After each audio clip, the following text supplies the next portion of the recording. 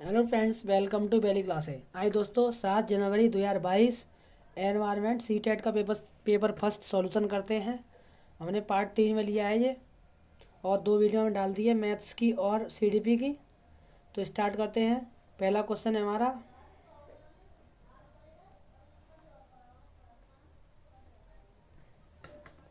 नीचे दिए गई उस विशेषता को चुनिए जो नीचे दिए गए सभी जानवरों में पाई जाती है। कछुआ, अजगर, बाज, छिपकली, शहद की मक्खी।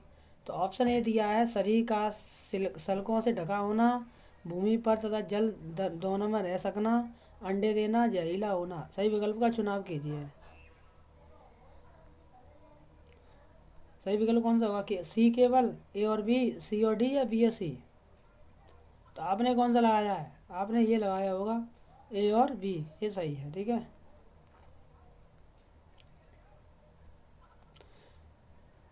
ईवीएस का पाठ्य पुस्तकों में ईवीएस सीखने के लिए वास्तविक घटनाएं होती हैं, क्योंकि वे सीखने के समृद्ध स्रोत हैं। वे बच्चों के लिए प्रासंगिक वातावरण प्रदान करते हैं।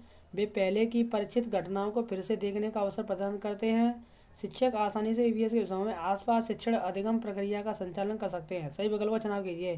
केवल डी, केवल ए, बी, सी, ए, सी और डी। तो आपने कौन सा आंसर लगाया होगा? आपने लगाया होगा ये वाला, ए, बी, सी, ठीक है। कक्षा 5 की पाठ्यपुस्तक में छपे गोलकोंडा किले के मानचित्र में 1 सेंटीमीटर जमीन पर 110 मीटर की दूरी को दर्शाता है। इस मानचित्र में फतेह दरवाजे से पटन चेरू दरवाजे की दूरी 15.4 सेंटीमीटर है। जमीन पर इन दोनों दरवाजों के बीच की कम से कम दूरी होगी 15.40 किलोमीटर, 1.540 किलोमीटर, 1.694 और 16.94 किलोमीटर। तो आपने कौन सा आंसर लगाया होगा? आपने लगाया होगा ये वाला, तीसरा वाला, ठीक है। लखनऊ रेलवे स्टेशन और नई दिल्ली रेलवे स्टेशन के बीच की दूरी कितनी है? 504 किलोमीटर। कोई रेलगाड़ी इस दूरी को 7 घंटे में तय करती है। इस रेलगाड़ी की मीटर प्रति सेकंड में औसत चाल क्या है? 20, 36, 72 या 40? आपने कौन सा आंसर लगाया होगा? आपने मेरे हिसाब से लगाया होगा तो ये लगाया होगा 20, ठीक है।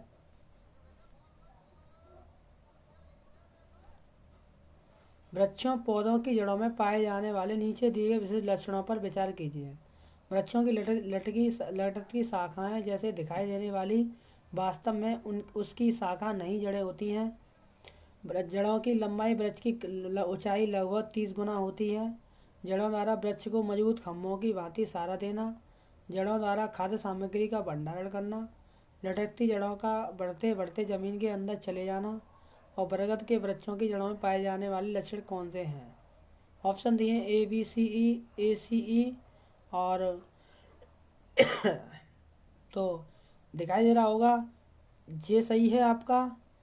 और देखा जाए तो ये वाला सही है, जड़ों मजबूत खम्भों की भांति सहारा देना, ये सही है। और आपका लटकती जड़ों का बढ़ते जमीन के अंदर चले जाना, ये सही है। तो ये कौन से आंसर में मिल रहा है आपका? इसमें ऑप्शन दूसरे में, तो यही आंसर सही है आपका। प्राथमिक स्तर पर ईवीएस सीखने के लिए चुनौती है। बच्चों को अपने लिए ज्ञान का निर्माण करने का अवसर देना, सम्मित आधारित सीखने का स्तर, रटन सीखना, अवधारणाओं का विवरण। तो आपने आंसर ये वाला लगाया होगा, ठीक है। बेटर आंसर यही है। अगला, आपके मित्र कमजोर दांत हड्डियों के कारण अवस्थ रहती है। यह उनके उबरने के लिए निम्न में से कौन सा विकल्प सर्वोत्तम है? चावल, नींबू, आंवला, गुड़, घी, दाल, रोटी, चावल, दूध, सब्जियां, पालक पालक फल, तेल, अंडा, चावल, रोटी। तो आपने आंसर ये वाला लगाया होगा, दूध, सब्जियां, पालक, फल, ठीक है। आयरन होता है ये, उसकी कमी है, आयरन की कमी। अगला, एक बच्चा एक्स पर है, वह अपनी सहेली के साथ वाई पर स्थित है के साथ खेलना चाहती है। इसके लिए वह पहले ऊपर पहुंचती है, जो एक्स के ठीक दक्षिण में 40 मीटर की दूरी पर है। वह इसके पश्चात बैक टू ठीक पूर्व दिशा में 30 मीटर की दूरी तय करके ओ से वाई तक पहुंचती है। वाई से एक्स की दूरी वाई के सापेक्ष एक्स की दिशा क्रम से क्या है? 50 मीटर उत्तर पूर्व, 70 मीटर उत्तर पूर्व, 70 मीटर उत्तर पश्चिम और 50 मीटर उत्तर पश्चिम। तो आपने कौन सा लगाया? आप राइट आंसर बताइए। हमने तो ये सॉल्व किया तो हमारा आंसर ये आ रहा है, 50 मीटर उत्तर पश्चिम, ठीक है। प्राथमिक स्तर पर पर्यावरण अध्ययन का उद्देश्य है बच्चों को अपने स्वयं के सीखने पर प्रतिबंधित करने के लिए प्रोत्साहित करना, बच्चों को पर्यावरणीय समस्याओं को हल करने में सक्षम बनाना, बच्चों को नए ज्ञान का सृजन करने के लिए संलग्न करना, बच्चों को ज्ञान के निश्चित निकाय के प्राप्तिकर्ता के रूप में व्यवहार करना। केवल CD, ACD, BCD और ये वाला दिया है लास्ट वाला ABC। तो दोस्तों यही सही है, ठीक है। चौथा वाला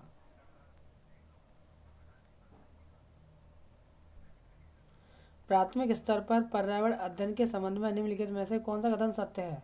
रचनात्मकता विकसित करने के लिए केवल एक शिक्षण अधिगम पद्धति का उपयोग करता है, शिक्षण आधारित है।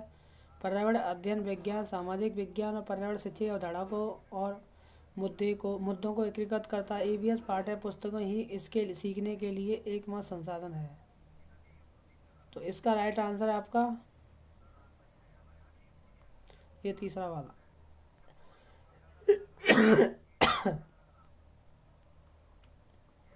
मधुमक्खी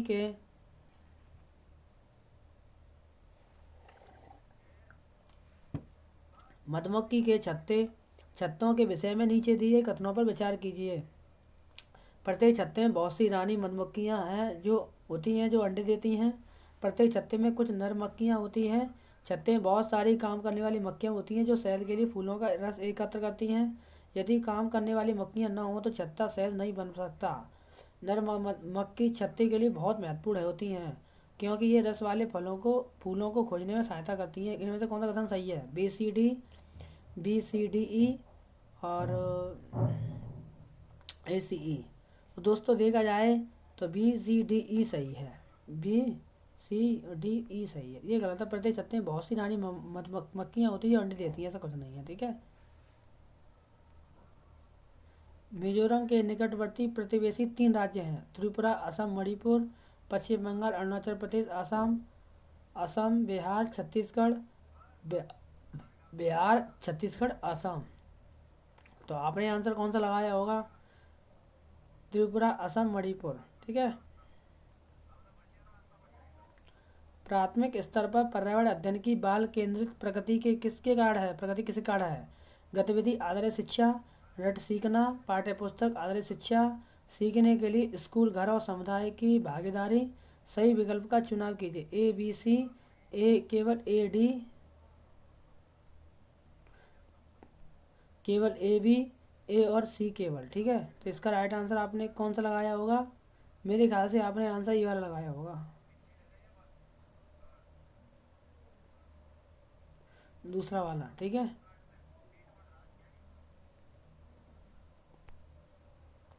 सीखने में सुधार पर आकलन का बिंदु क्या है? सीखने के लिए आकलन, औपचारिक स्थितियों संबंधित आकलन, सीखने का आकलन, सीखने के रूप में आकलन। तो आपने कौन सा लगाया है आंसर? इसका राइट आंसर यही होगा, चौथा वाला।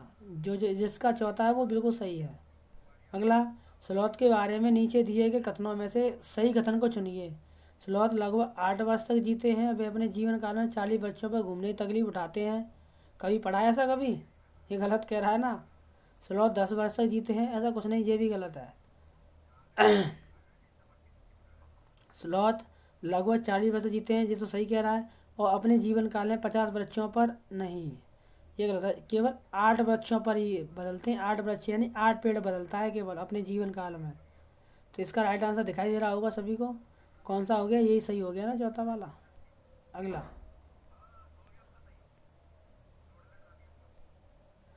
किसी विद्यार्थी द्वारा नीचे दिए गए कथन पर विचार कीजिए। मैं जिस जगह से आई हूँ वह एक पहाड़ी इलाका है। हमारे यहाँ बहुत बारिश होती है और बर्फ़ भी पड़ती है। जब ठंड अधिक होती है तो हमें धूप में बैठना अच्छा लगता है। हमारे घर पत्थर तथा लकड़ी से बनते हैं। यह छात्रा कहाँ से आई है? मनाली हिमाचल प्रदेश, चेन्नई तमिलनाडु, उदयपुर राजस्थान या तिनसुकिया असम। तो आपने सबने सजेस्ट कर लिया होगा कौन सा आंसर है आपका। इसके अलावा कोई सही नहीं है, सब ये सही गलत है। मनाली हिमाचल प्रदेश, HP। भारत के किस राज्य में संघ शासित प्रदेश पहाड़ों पर जंगलों के निवासियों की ग्राम सभा पंचायत एक विशेष सभा में लॉटरी निकालकर यह निश्चित करती है कि किस परिवार को उस साल खेती की कितनी ज़मीन मिलेगी? मिजोरम, लद्दाख, झारखंड और अरुणाचल प्रदेश। आपने आंसर ये लगाया होगा मिजोरम, ठीक है। यही होता है लॉटरी के हिसाब से कौन सी खेती कितनी करनी है। एक ईवीएस शिक्षक एक आकलन उपकरण का उपयोग करता है जो न केवल सबसे अच्छा बल्कि एक समय में बच्चे के सभी प्रकार के कार्य या गतिविधियों को एकत्र करता है। शिक्षक उपयोग कर रहा है किसका? उपख्यानात्मक रिकॉर्ड, पोर्टफोलियो, रूब्रिक या प्रेक्षण पत्रक। तो आपने कौन सा आंसर लगाया होगा? आपने ये लगाया होगा, बेटर आंसर यही है, पोर्टफोलियो। केंचुआ के बारे में नीचे दिए कथनों पर विचार कीजिए। ये ज़मीन में छेद बनाते रहते हैं जिससे ज़मीन पोली हो जाती है। ये मृत पत्तियों पौधों खाते हैं। इनके मूल मल से मृदा उपजाऊ बनती है। और तीसरा कह रहा है ये अपशिष्ट को कंपोस्ट में परिवर्तित कर देते हैं। चौथा कह रहा है ये जिस कंपोस्ट को बनाते हैं वह फैक्ट्री में बने उर्वरकों से महंगी होती है। और ई कह रहा रसायनों और पीड़कनाशियों का छिड़काव कैंचियों को प्रभावित नहीं करता है। इनमें से सही कथन है तो ऑप्शन दे रहा है ए बी डी, ये सही है क्या? ए बी डी ये भी सही है क्या?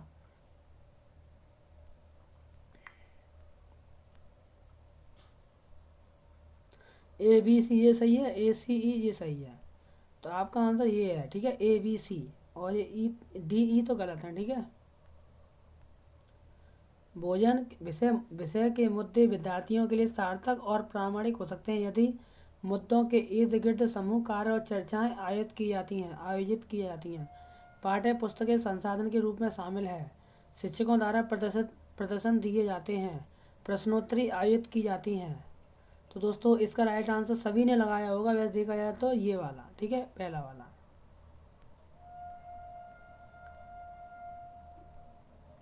जल थीम से संबंधित मुद्दों को प्रभावी ढंग से सीखा जा सकता है यदि रोल प्ले आयोजित किए जाते हैं, बच्चों के बीच वास्तविक संवाद को प्रोत्साहित किया जाता है, संरक्षित क्षेत्र भ्रमण आयोजित की जाती है, बच्चों को निबंध लिखने के लिए कहा जाता है। सही विकल्प का चुनाव कीजिए। तो केवल डी, केवल सी, केवल ए बी सी और सी और डी।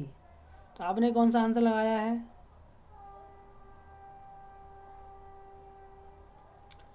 डी को छोड़कर सब गलत है, ठीक है, ये छोड़कर।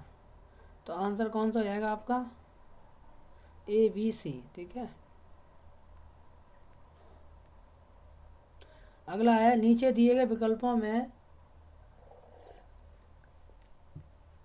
उस परिवर्तन को पहचानें जिसे उत्क्रमित किया जा सकता है। उत्क्रमित किया जा सकता है। प्लास्टर ऑफ पेरिस के परत बनाना, गाय के गोबर से बायोगैस का बनाना, मोम का घोल बनाना, दूध से पनीर बनाना। आपने आंसर ये वाला लगाया होगा, तीसरा वाला, मोम का घोल बनाना, ठीक है। कौन सा? मोम का घोल बनाना।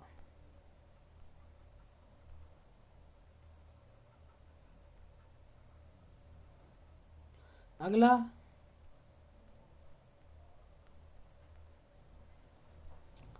प्राथमिक स्तर पर ईवीएस के पाठचर्या में उपविषय कौन सा है? परिवार और दोस्त, आश्रय, पौधे, यात्रा।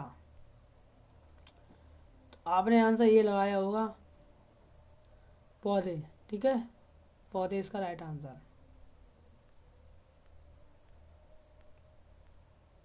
अगला 24 वाला, ईवीएस के संबंध में प्रासंगिकता का मतलब क्या है? प्रासंगिकता मतलब क्या है?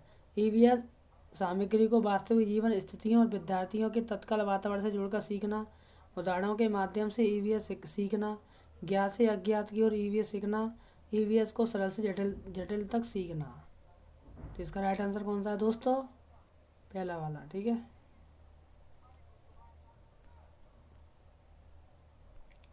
ईवीएस में सहपाठी आकलन है। सीखने के रूप में आकलन, सीखने के बारे में आकलन, सीखने के परिणाम का आकलन, सीखने का आकलन। केवल ए सी डी, ए और सी। और चौथा कह रहा है केवल सी। तो राइट आंसर कौन सा है दोस्तों?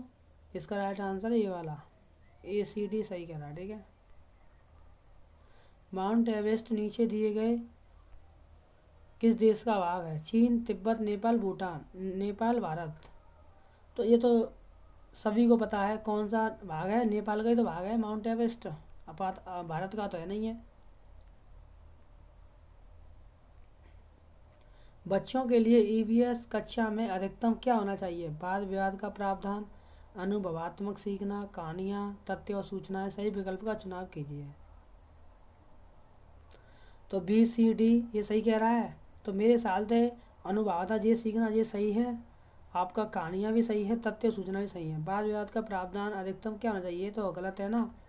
तो राइट आंसर यही मिल गया ना, पहला ऑप्शन, और पढ़ने की जरूरत ही नहीं है।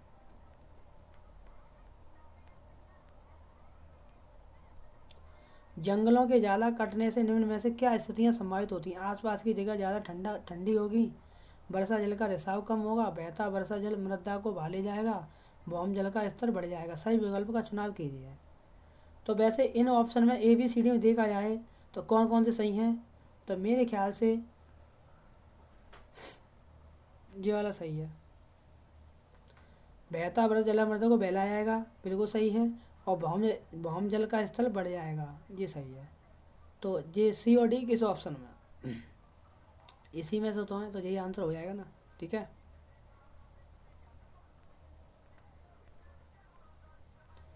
ईवीएस की सार्थक सीख दी जा सकती है कैसे? ईवीएस सामग्री को विषयगत रूप से आयोजित करके, ये सही कह रहा है। वास्तविक संवाद और वृत्तांत के द्वारा, ये भी सही कह रहा है। प्रयोग के द्वारा, ये भी सही है। विद्यार्थी द्वारा दिए गए उत्तरों के मौखिक मूल्यांकन, ये गलत है। तो ए बी सी किस में है? इसमें है, तो यही आंसर हो जाएगा। ठीक है।